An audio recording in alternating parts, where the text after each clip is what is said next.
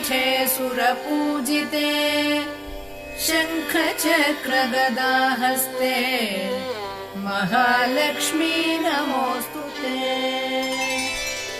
नमस्ते गरुडारूढे डोलासुरभयङ्करी सर्वपापहरे देवी महालक्ष्मी नमोऽस्तुते। सर्वज्ञे सर्ववरदे सर्वदुष्टभयङ्करी सर्वदुःखहरे देवी महालक्ष्मी नमोऽस्तुते। सिद्धिबुद्धिप्रदे देवी भुक्तिमुक्तिप्रदायिनी मन्त्रमूर्ते सदा देवी महालक्ष्मी नमोऽस्तुते।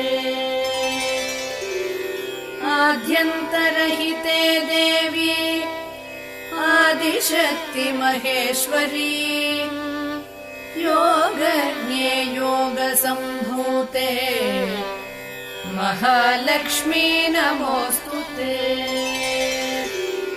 स्थूलसूक्ष्ममहारौद्रे महाशक्ति महोदरे महापापहरे देवी महालक्ष्मी नमोऽस्तुते।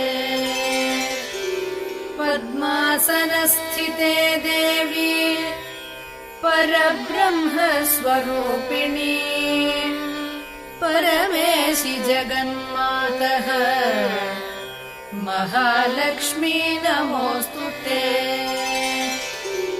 श्वेताम्बरधरे देवी नानालङ्कारभूषिते जगत्स्थिते जगन्मातः महालक्ष्मी नमोऽस्तुते। महालक्ष्म्यष्टकम् स्तोत्रम् यः पठेत् भक्तिमान् नरः सर्वसिद्धिमवाप्नोति राज्यम् प्राप्नोति सर्वदा।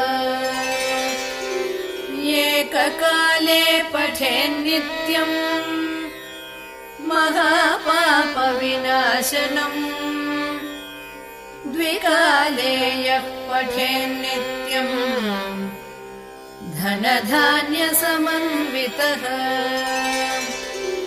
त्रिकालं यः पठेन्नित्यम् महाशत्रुविनाशनम् महालक्ष्मीर्भवेन्नित्यम् प्रसन्ना वरदा शुभा।